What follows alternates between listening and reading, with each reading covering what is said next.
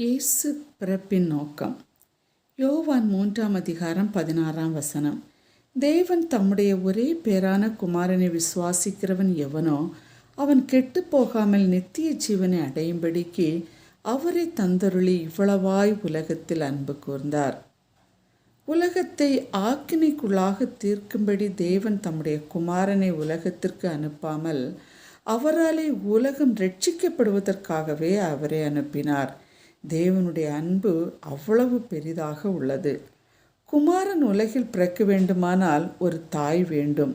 அன்றைய காலகட்டத்தில் கன்னி பெண்கள் எல்லாரும் இயேசு என் வயிற்றில் பிறக்க வேண்டும் என்று தன்னை அர்ப்பணித்து காத்திருந்தார்களாம்.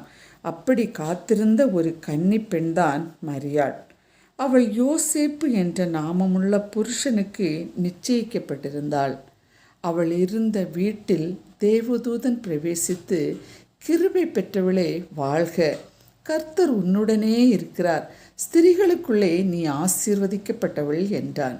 அவளோ அவனை கண்டு அவன் வார்த்தையினால் கலங்கினாள். காரணம், அவளுக்கு புருஷன் நியமிக்கப்பட்டிருந்தார்.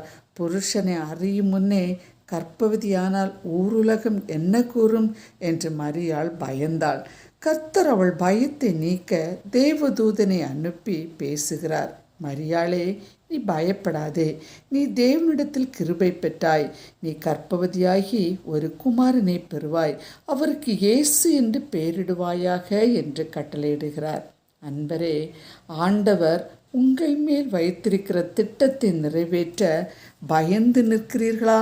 உலகம் என்ன சொல்லும், சமூகம் என்ன சொல்லும், குடும்பம் என்னென்ன சொல்வார்கள், சபையார் என்ன நினைப்பார்கள், என் உறவினர்கள், என்னுடன் வேலை செய்பவர்கள் என்று உலகத்திற்கு பயந்தால் தேவ திட்டத்தை நிறைவேற்றவே முடியாது. மரியாள் ஆண்டவர் எதற்காக தெரிந்தெடுத்தாரோ அதை நிறைவேற்ற தன்னை ஒப்பு கொடுத்தாள். நாமும் ஒப்பு கொடுப்போமா?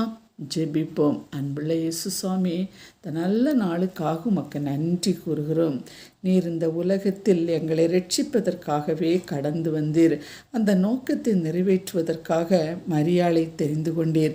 அவனமாய் எங்கள் நிமித்தம் உலகத்திலே செய்ய போகிற திட்டங்களை நிறைவேற்றத்தக்கதாக எங்களை ஒப்பு கொடுக்கிறோம். இயேசுவின் நாமத்தில் பிதாவே, ஆமேன்.